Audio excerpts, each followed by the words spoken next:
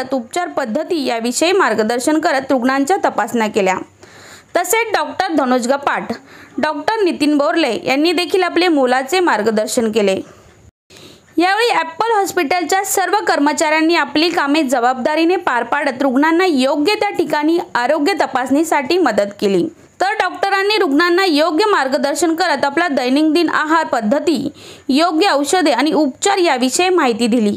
या संदर्भात मधुमेह तज्ज्ञ डॉक्टर अपर्णा मुळे यांनी सांगितले। नमस्कार, मी डॉक्टर अपर्णा मुळे, डायबिटोलॉजिस्ट आणि थायरॉइड स्पेशलिस्ट मागच्या 10 ते 12 वर्षापासून या क्षेत्रात कार्यरत आहे। ॲपल हॉस्पिटलच्या 7व्या वर्धापनदिनानिमित्त आपण 3 दिवसीय आरोग्य शिबिर आयोजित केले होते। या शिबिराच्या निमित्ताने आपण 2 उद्दिष्ट आपल्या डोळ्यासमोर ठेवली होती।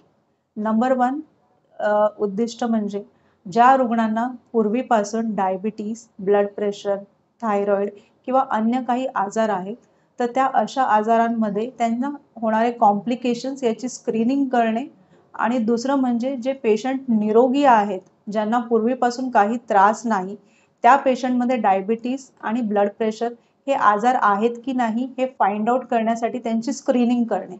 कारण आजकालच्या आयुष्यामध्ये डायबिटीज आणि ब्लड प्रेशर हे आजार ह्यांचं प्रमाण दिवसेंदिवस वाढत चाललंय। पूर्वी जे आजार साधारणतः 50 नंतर व्हायचे, ते आजार आता वयाच्या 20व्या किंवा 30व्या वर्षानंतर पण आढळून येत आहेत। तर हे आजार आपल्याला कसे टाळता येतील किंवा हे आजार जर झालेच तर त्यांचं लवकरात लवकर आपल्याला स्क्रीनिंग कसं करता येईल, तर या शिबिराच्या माध्यमातून हा आमचा प्रयत्न आहे की अशा रुग्णांना लवकरात लवकर तपासणी करून त्यांना या आजाराची ॲप्रोप्रिएट ट्रीटमेंट मिळणं हा या शिबिराचं आमचं उद्दिष्ट आहे। आता ह्या कोरोना काळानंतर लोकांना आपल्या आरोग्याचं महत्त्व फार अतिशय चांगल्या प्रकारे जाणवलेलं आहे। आता हा जो कॅम्प आम्ही आयोजित केला होता, मागच्या 3 दिवसापासून जवळपास 150 पेशंट आमच्याकडे स्क्रीनिंग करून गेलेले आहेत। त्याच्यामध्ये बऱ्याच पेशंटचं ऑलमोस्ट 50% पेशंट हे डायबिटीज आणि ब्लड प्रेशरचे होते, आणि बाकी 50% पेशंट हे ज्यांना कुठल्याही प्रकारचा आजार नव्हता पण ते रेग्युलर स्क्रीनिंगसाठी आले होते। तर त्याच्यातले जवळपास 10% पेशंटची शुगर आणि ब्लड प्रेशर हे वाढलेलं आढळून आलेलं आहे। तर ही एक संधी आम्हाला या शिबिराच्या माध्यमातून मिळालेली आहे की या रुग्णांची लवकरात लवकर early detection of the disease झालेला आहे, आणि त्यांना याच्यानंतर हा रोग कसा किंवा हा आजार कसा नियंत्रणाखाली ठेवता येईल याच्यामध्ये मार्गदर्शन करण्यासाठी आम्हाला एक संधी मिळालेली आहे। तसेच यावेळी डॉक्टर संदीप मुळे यांनी देखील रुग्णांना योग्य मार्गदर्शन करत आजारावरील उपचार पद्धती सांगितल्या। या संदर्भात त्यांनी आपल्या प्रतिक्रिया व्यक्त करताना सांगितले। नमस्कार, मी डॉक्टर संदीप मुळे, फिजिशियन, डायबिटोलॉजिस्ट आणि thyroid specialist, Apple hospital Airoli. आज ॲपल हॉस्पिटलच्या 7व्या वर्धापन दिनानिमित्त इथं एक मोठं महाआरोग्य शिबिर आयोजित करण्यात आलं होतं, जे की 3 दिवसामध्ये ठेवण्यात आलं होतं, 12, 13 आणि 14 जुलै।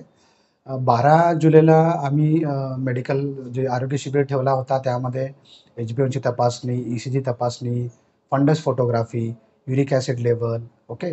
त्याबरोबर डॉक्टर अपर्णा मुळे ज्या आहेत, ज्या डायबिटीज स्पेशलिस्ट आहेत, त्यांच्याकडून मोफत सल्ला प्लस आरोग्यावरची माहिती, पथ्य काय पाळावे आणि डायबिटीजच्या पायासाठी काळजी कशी घ्यावी, इतर गोष्टीवरती त्यांना माहिती देण्यात आली।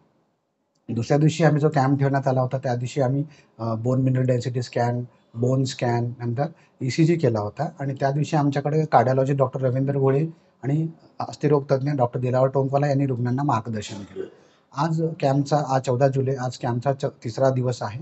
आजच्या कॅम्पमध्ये डोळ्यांचे तज्ज्ञ डॉक्टर मनीष मीनाने सर, मी डॉक्टर संदीप मुळे आणि डॉक्टर अपर्णा मुळे ह्या उपस्थित होते। आजच्या कॅम्पमध्ये आम्ही रुग्णांची HbA1ची तपासणी, जी मधुमेह पेशंटसाठी लास्ट 3 महिन्याचा ॲव्हरेज शुगर सांगते, त्याबरोबर त्यांच्या हृदयाची तपासणी, इलेक्ट्रोकार्डिओग्राम, फंडस फोटोग्राफी, डायबिटीजमध्ये, मधुमेहामध्ये डोळ्याच्या पडद्यावरती जो परिणाम होतो त्या बघण्यासाठी आम्ही फंडस फोटोग्राफी पेशंटची केलेली आहे। आजच्या ह्या शिबिराचा जवळपास 40 ते 25 रुग्णांनी फायदा घेतलेला आहे। यामध्ये बऱ्याच रुग्णांच्या समस्या आम्ही सोडवण्यामध्ये सक्सेस झालेलो आहोत।